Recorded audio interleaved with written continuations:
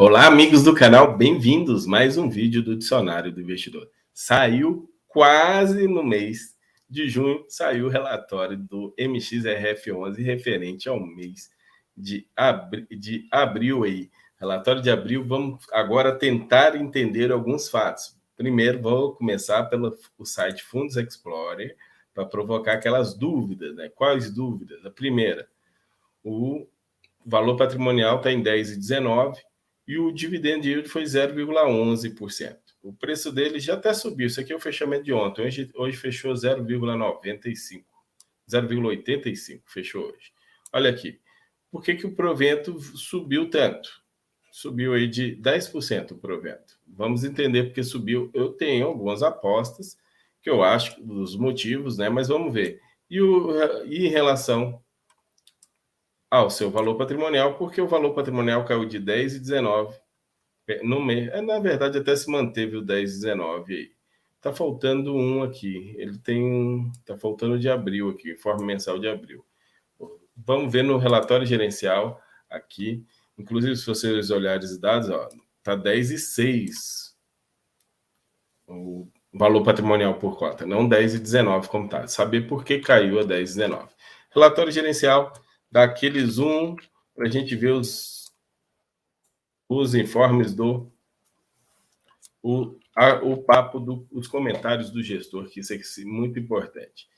Então, eles vão aqui, destaque, o fato relevante divulgado 17 de maio, no qual a CVM considerou com unanimidade a decisão anterior, reconsiderou com unanimidade a decisão anterior da liminar da distribuição de rendimentos ao resultado contábil do fundo.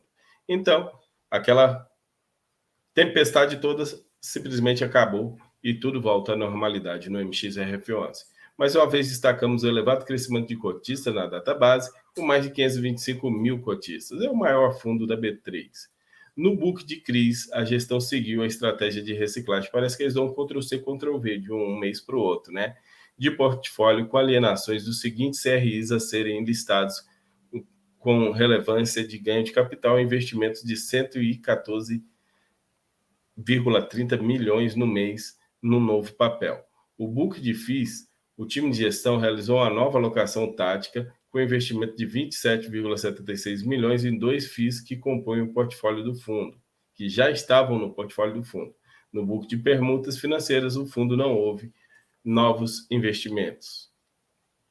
O fundo segue a estratégia de manter um portfólio de CRI de boa qualidade, high grade, com foco em originalização e estruturação próprias. Por esse motivo, existem prêmios implícitos nas taxas dos papéis e maior liquidez que permite ao fundo gerar ganho de capital em operações no mercado secundário.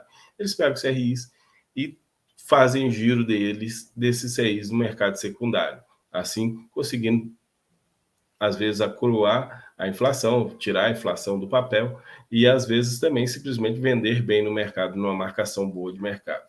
O fundo tem por objetivo ter 80% do PL em CRIs e 20% do PL em permutas, mas ainda não conseguiu chegar a isso aí. Temporariamente, é possível que a volta do caixa das permutas atuais sejam reinvestidas em novos CRIs. A gestão tem visto viabilidade mais desafiadores frente ao aumento de custos de insumos e terrenos. Como está difícil construir, eles vão, quem sabe, investir mais em CRIs e menos em permutas e esperar um momento ideal para fazer os novos investimentos em permutas.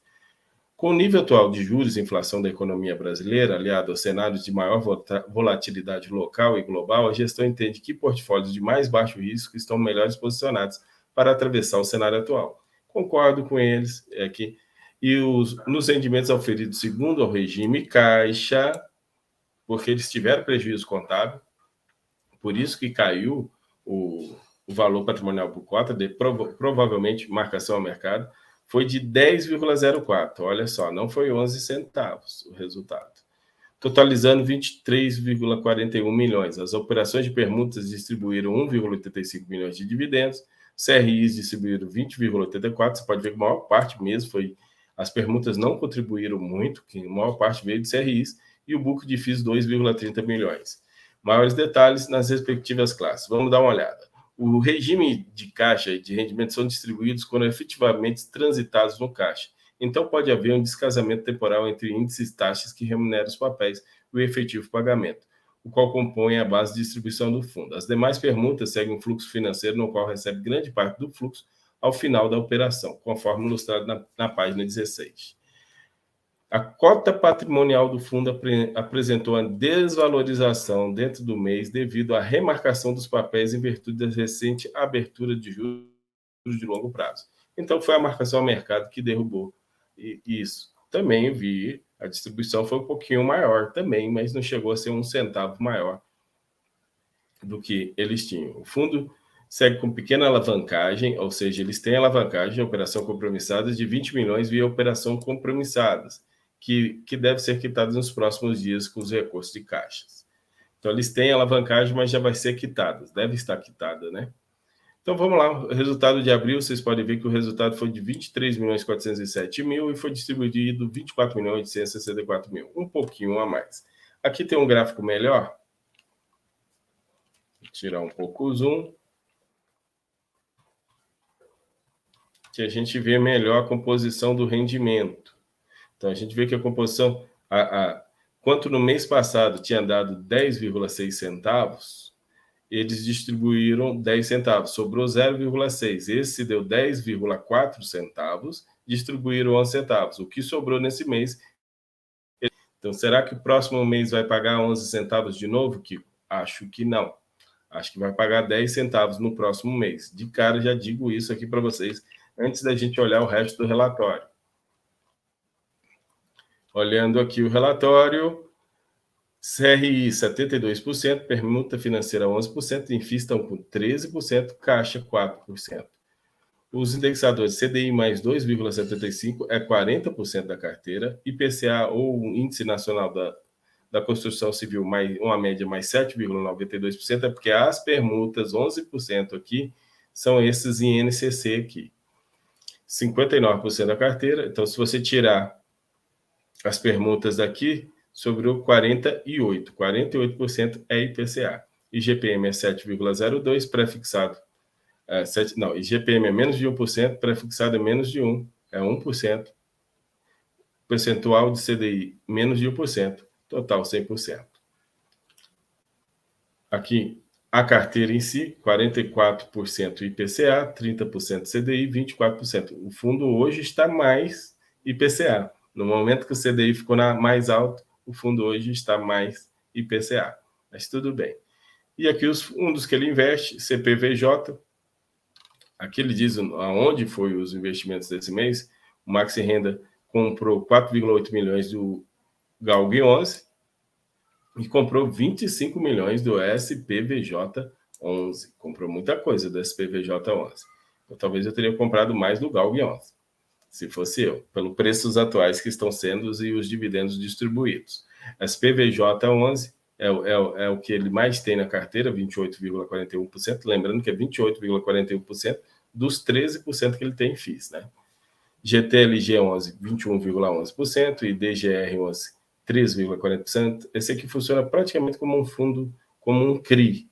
O Galg 11, 8,18%, LP também funciona muito próximo de um CRI, 7,75%, HBRH 6,46%, Game 11, tem bastante coisa do Game 11, 5,16%, HGRS, eu estou de olho nesse fundo, viu? É o Crédito Suíço Residencial, 4,4%, o BIM, eles têm 3,2%, o RUF, eles têm 1,66%, se eu não me engano, o RUF só investe em imóveis de leilão. BRCR 0,35%, isso aqui faz tempo que eles têm, e o APTO 11 está com 0,24%. Como estão os recebíveis deles? Evidenciar os comentários do gestor a respeito dos imobiliários adquiridos no mês. Esse mês adquirido é uma posição grande, 115 milhões, CRI Mitre, ou seja, bem high grade mesmo, uma empresa boa, de qualidade, que realmente tem o rating AA, 115 milhões, mas a taxa é CDI mais 2,3%. É uma taxa baixa.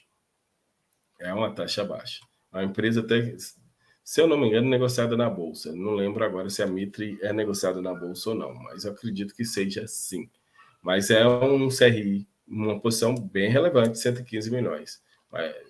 que eles investiram nesse CRI. A carteira de CRIs, ela é 46% CDI, 52% IPCA.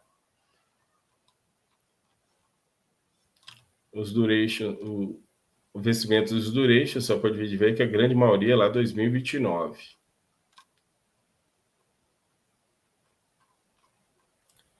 Esses são aqui os CRIs que ele tem problema. São os mesmos, se você olhar o relatório de 2 anos atrás, está esses dois aqui. A soma dá 0,60 do patrimônio líquido. O CRI Arte, que após o vencimento e execução das garantias, o fundo obteve uma participação no edifício Oceanic na cidade de Santos, que está com imóvel para vender, mas não é tão fácil vender. Mas ele tem uma parte de 15,5 alocado que paga pelo menos as despesas. Então, esse CRI executou a garantia e ele recebeu o imóvel. Porém, é difícil vender. Esse outro CRIS, o time da gestão continua firme na monetização dos ativos que compõem as garantias. Apenas para relembrar, a estrutura do CRI era composta da alienação fiduciária de 5 terrenos. Então, ele pegou esses 5 terrenos. Foi consolidada a propriedade somente de 3 primeiros terrenos citados, após essas garantias terem sido executadas. Os 2 últimos imóveis acima, o VIP, o Chame de Vila, não foram excluídos, pois a incorporadora já tinha iniciado de forma indevida, segundo as condições impostas à Esser na época. Com isso, diversas unidades já foram sido comercializadas, dificultando, portanto, o processo de venda do terreno. Além disso, a gestão do fundo não seguiu com a execução dessas garantias, dado o elevado custo de TBI e cartório. A solução desenhada para monetizar esse terreno foi buscar um acordo diretamente com a associação de mutuários para vender os terrenos a eles em troca de liberações de AFs. Nesse sentido, a venda foi realizada no valor de 6 milhões e a securitizadora, por meio do patrimônio separado, já recebeu todos os seus recursos. O último pagamento foi feito no mês de maio, conforme divulgados os relatórios anteriores, maio de 2020. Os imóveis Asdrutral e Cardial foram vendidos por 19,45 milhões, sendo que houve um sinal de 14,52 do valor total. O fundo já recebeu a integridade das parcelas dos imóveis Asdrutral e Cardial. O outro imóvel executado, São Urbano, está à venda e não ocorre qualquer tipo de risco de ser envolvido em relacionado nas ocorrências de recuperação judicial da RES, que foi deferida em 29/4. Em suma, na visão da gestão, a recuperação judicial não traz ameaça ao fundo no processo de monetização dos ativos. Então, esses ativos aqui, o fundo está correndo atrás das garantias. Dá trabalho, viu, gente? Nessa época aqui, o MXF11 era extremamente high yield. Aí deu problema. Mais um aqui, ó, o Banplan Mezanino. Em abril de 2018, olha só, 2018, a Banplan entrou em pedido de recuperação judicial, sendo aprovado no mesmo mês. Desde julho de 2028, o escritório contratado tem atuado para defender os interesses dos investidores. A recuperação judicial segue tramitando normalmente, com acontecimentos poucos relevantes de recuperação detida da sede do Maxi Honda. Esse ativo já está integralmente provisionado no MXF11. Por fim, o time de gestão segue com conversas para vender o crédito e sair do risco. Então, eles estão tentando vender esse CRI para frente e ver se alguém tem interesse. O CRI Next Group, em benefício da defesa dos cotistas, a gestora e demais credores resolveram avançar na execução das garantias do papéis, dada a morosidade da empresa na formalização e reenquadramento dos pedidos, além de ter feito novas operações com outros credores sendo honradas. Então, estão devendo aqui, mas pegaram outro empréstimo e os outros estão pagando. O MXF11 não. Notificamos o Grupo Next sobre o processo. A saber, as garantias são os avais dos sócios na pessoa física subsidiária, alienação fiduciária das ações da SPE Capa Incorporadora Imobiliária Porto Alegre, relativa às 2 fases do projeto Life Park em Canoas, além de alienação fiduciária de um terreno em Gravataí. Ou seja, está correndo atrás. Então, são 4 problemas de CRIs, que significa 0,60. 2 já foram resolvidos, mas para terminar de resolver, tem que vender os imóveis. Os outros, eles estão correndo atrás. Então, esse aqui é o portfólio de CRIs dele, atualmente, e esse é o relatório gerencial. Eles sempre trazem esses problemas que eles têm na carteira, que eu vejo que, se resolver, vai ser melhor para o fim. Mas o pior já passou. para o fundo. Agora o fundo tem uma carteira mais high grade, menos high yield, que era na época, então tende a ter melhores resultados. Pessoal, esse é o relatório do MXRF11, a única coisa que eu acho que vai ser mais difícil ele manter esse resultado alto, deve pagar um pouco menos. Então, grande abraço a todos, lembre-se que esse vídeo não é uma recomendação de investimento, deixa aquele like, se inscreve no canal e até a próxima.